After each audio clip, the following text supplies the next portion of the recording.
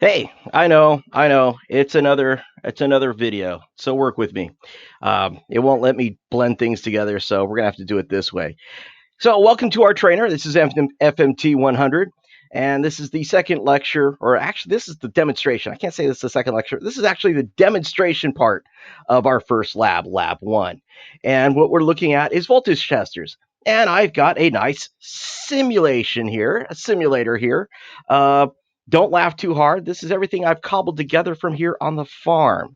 So, yes, the ducks in the background once again reaffirm that I am truly on a farm.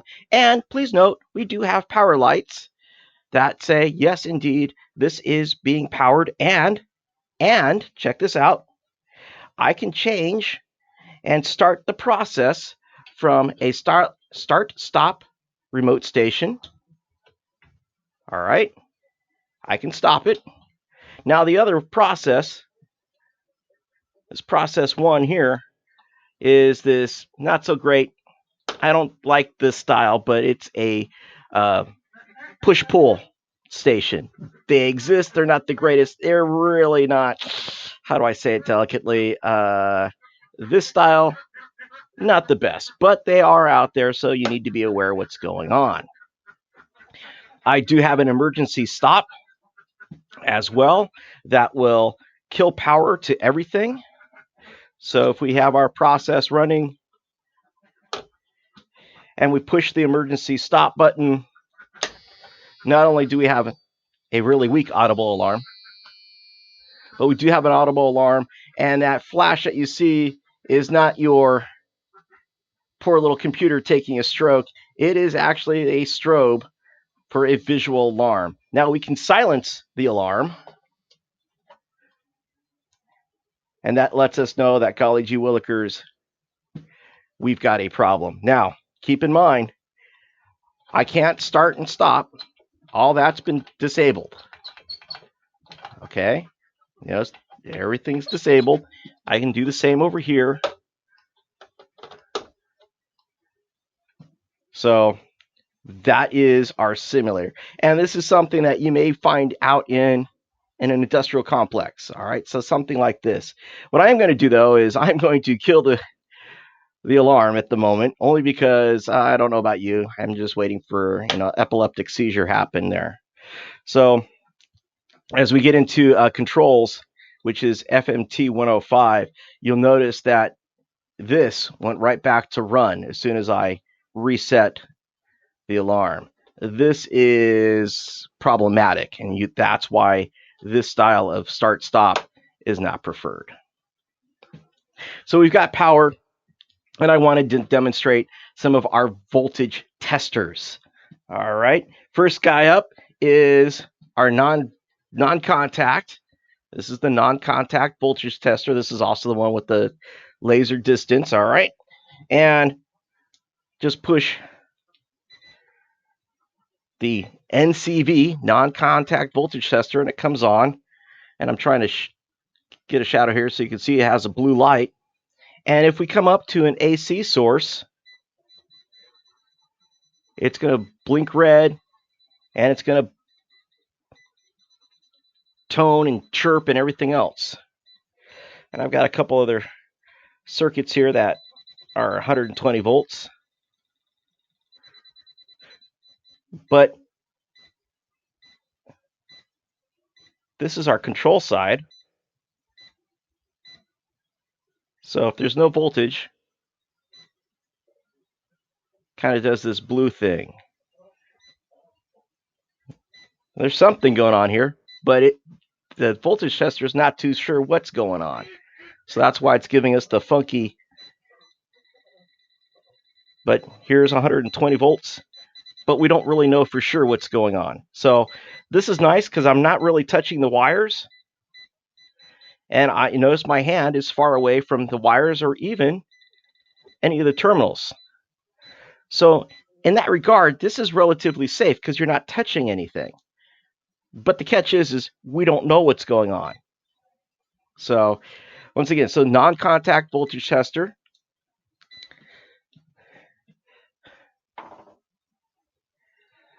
And I'm going to knock I'm going to start in on our contact testers, and I'm going to start with this guy, and you're going to see why real quick. I don't particularly care for this guy. Like I said before, I had pressed him into service long ago, and he worked. Oh, see, there I am. Hey, there I am, sweating like nobody's business. Good gravy. So I have to get in close, and I don't know if you can see it, but there's a little neon bulb in the tip, and when it makes contact, it turns on. It just says there's a voltage there. It doesn't really say anything else.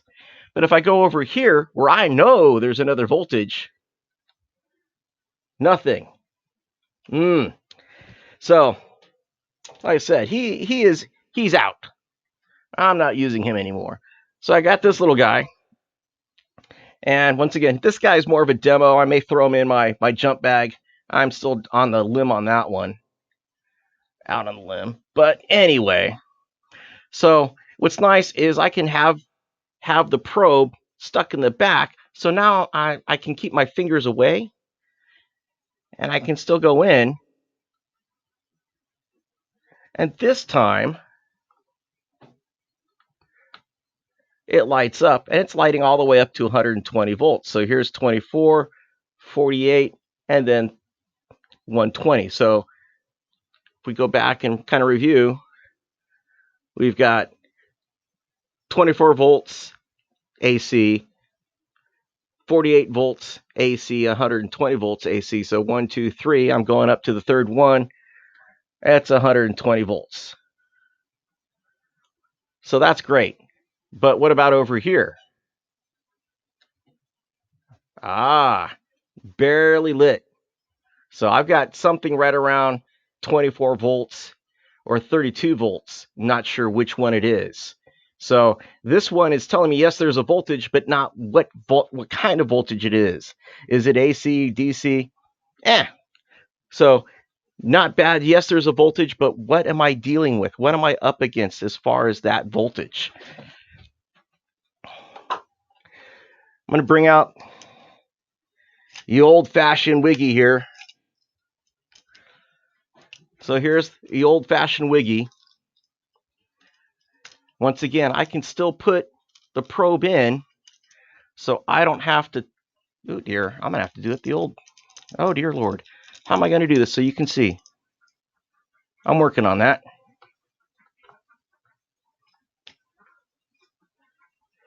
So let's see if I can do this with one hand. You can see the indicator go down to 120 volts. Right there.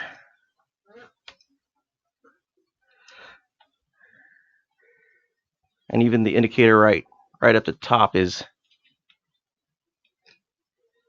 you can see it move. So it's all right. But this is my AC side. What voltage is over here? Well, I can try and test it, but nothing. This guy's not even humming. And I was hoping to get a good hum, so I can get that hum. Nope.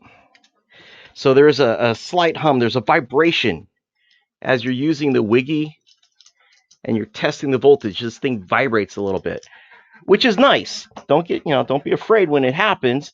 It's just another indicator. Hey, look, there is a voltage here. You need to be aware of it. So what about our solid state guy here? So we can go all the way down to 12 volts DC or AC, and all the way up to 600 volts AC or DC.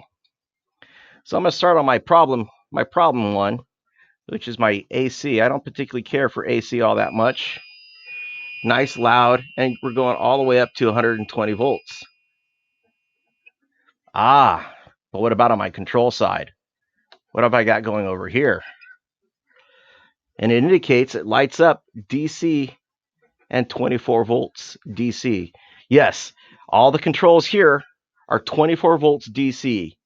So all the 4 relays, this one, and these two are all 24 volt DC relays, Except this guy, this one's 120 volts AC, and that's the coil that helps energize and change the state of our relay. Think of it like an electronic switch.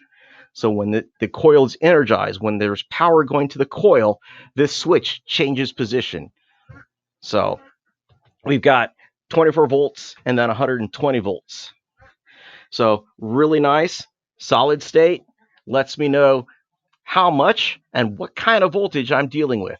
Really nice to use. And this is a guy I use a lot for troubleshooting. More than I care to admit, but I use them a lot for troubleshooting. Last but not least, time to bring out the Cadillac.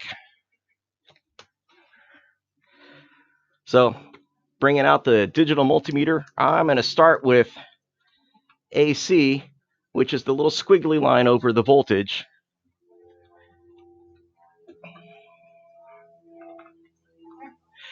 And you can barely see the voltage there.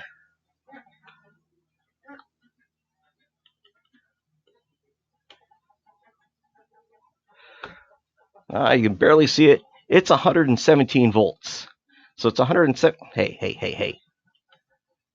117 volts AC. If I slide over here, and I'm going to have to flip my probes around.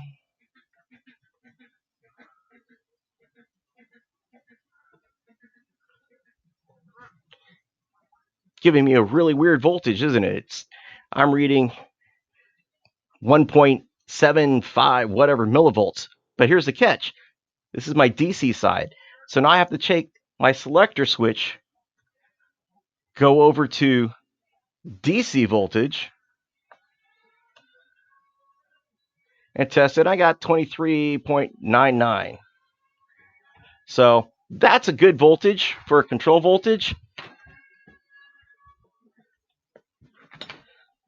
That's the good news there. But now I have to know with this style digital multimeter what voltage I'm up against. So I have to select the proper voltage type in order to be able to read the voltage correctly. As you saw, it gets funky if it's not the correct voltage selected. That's why I like using this guy for troubleshooting. So how does this work for a lockout tagout? Well, let's see now. I need to work on one of the processes. All right. Well, that's awesome. I can come in and go, okay, I know I've got, here's my power going in. I've got 120 volts to it. And I also know I have control voltage and it's giving me 24 volts DC. So I've got two different voltage sources that I need to control and lock out and tag out in order to properly work on this thing safely. Well, I'm going to kill two processes, so I need to let everybody know that uses these processes, hey, I have to do some work. Regrettably, I'm going to take both processes down in order to work on them, and I should be done in empty frat time. Hopefully less than 30 minutes, because that's when my dinner is going to be ready. So I'm going to have to move fast then, aren't I? So I would come in, tell everybody, hey, this is what's going on. This is what I need to do. I'm going to go in and double check where my voltages are coming in. I can see my voltage source. I'm going to confirm that, yes, there's voltage there. And there's voltage here. I'm trying to get it so you can see it. And it's really not cooperating with me all that well. So there's 24 volts. You're going to have to believe me. I wonder if I can do it upside down. Let's do it upside down, because that's always so much fun. That's not much better. So awesome. I know that I have voltage there, and I'm going to have to do my due diligence to make sure I don't do something stupid and not come home to my family for dinner. So with this one, this is also an overload. Both of these are also overloads. They're also a disconnect, so I can just turn these off. And with this one, this is my AC side. I can go over to my AC side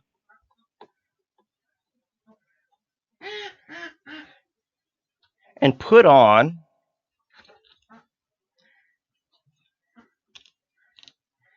a lockout device that's going to keep my disconnect open.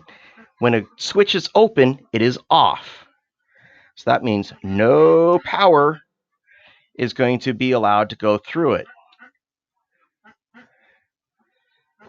And I needed a different screw on that one in order to make it happen. So I'll put my device on, my lockout device. And the way this one sets up, I put the screw in. I'll put this cover down. And then what I would do is I'd put on a gang device. And a gang device looks like this. And it allows you to put on 6 different locks or 6 more gangs. So I'd put that on. I would fill out a tag. This is an old tag from, God, I'm not even sure when it was. All right. So I was with San Francisco State when I did this one. Here's my contact information. I was Radio 98. I put my cell phone number down just because I was a nice guy. I would grab my lockout lock, put the tag on the lock, put the tag and lock combo on my gang, close the lock, and I get to keep the key. I would then go in and verify that I have no power.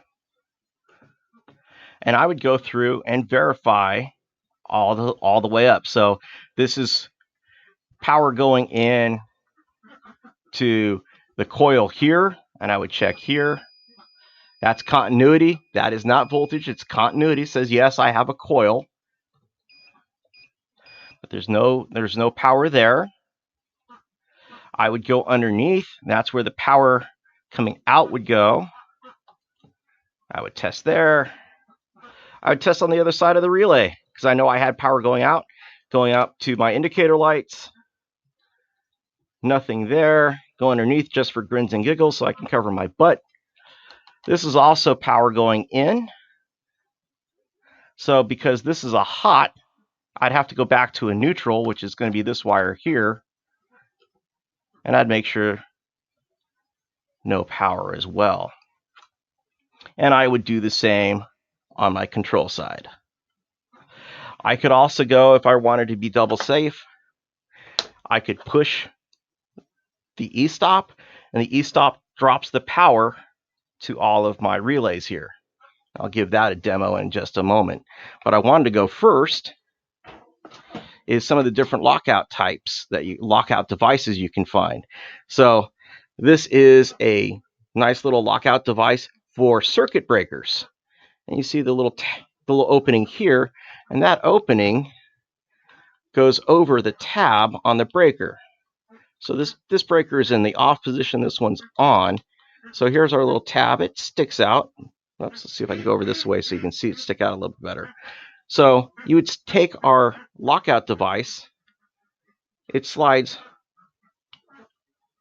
over the tab.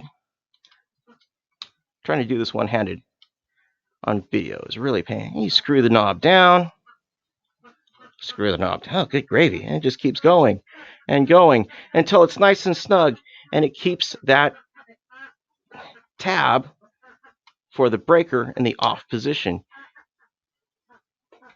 Put the little cover on so nobody can get to the knob. Put on your gang device, and then you could put on a tag like this one, and depending on your plant, you could just zip tie it, and away you go. So yes, you'd have to affix the zip tie, and this breaker would be tagged out. So that is still legitimate. They do make the little breaker tabs in different styles. This is for a double prong. You'll see this on like 277. So this would go over a breaker for 277 volts. Same concept as the other one. And then for really big breakers, we've got this monster. Same concept. This would go over the handle. You screw it so the handle's captured, which will take 400 years, so I'm not going to do it all the way. And then you bring the cover over. It covers up the tab. You put in your hasp or your gang lock, and away you go. So I said that, going back, so I said that the emergency stop is another place you could lock out. So I'm going to turn the power back on. And so that's going to cause our strobe to go off. So I'm just going to kind of cover the strobe. And I showed that before, none of my relays are going to work. Forgive me as I uncover that. And I'm going to have to uncover it again because I need 2 hands. So I can go in here, and all I've got is continuity. That's all I've got. Where's my other coil?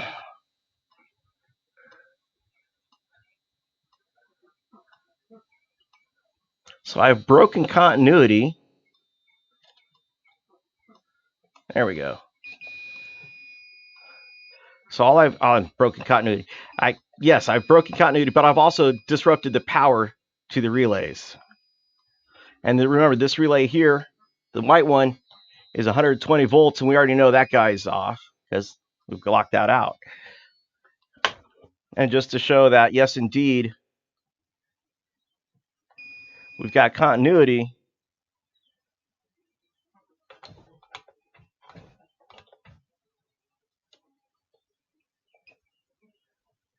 But I've just energized this relay,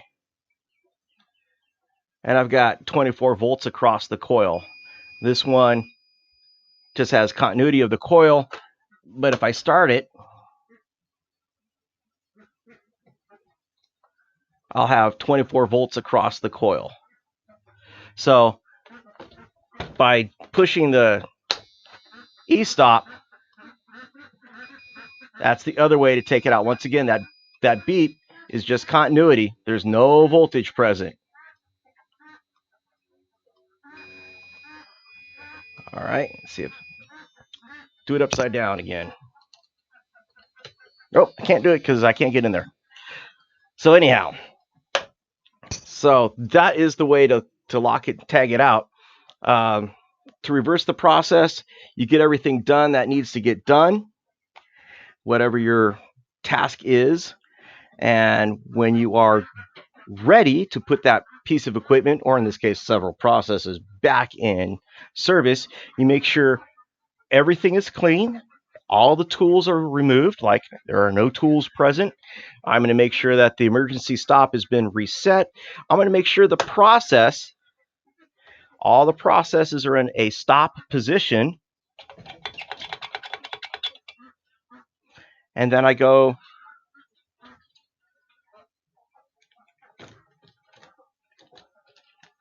remove my lock and tag.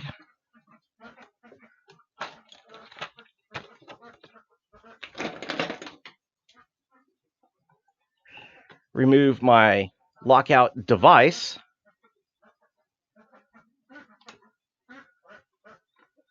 Without losing the screw. Put everything back to normal.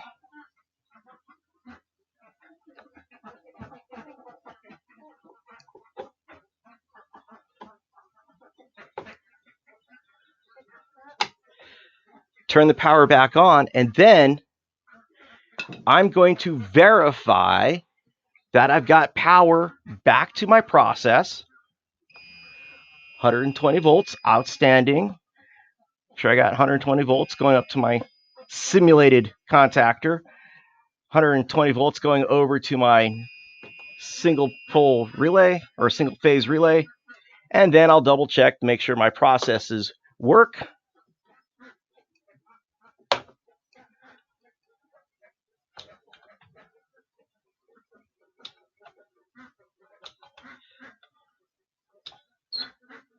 And then I'd go and let everybody know, hey, look, uh, finish my job, finish the work, we're good to go, and have a nice day. Hopefully, I won't be back.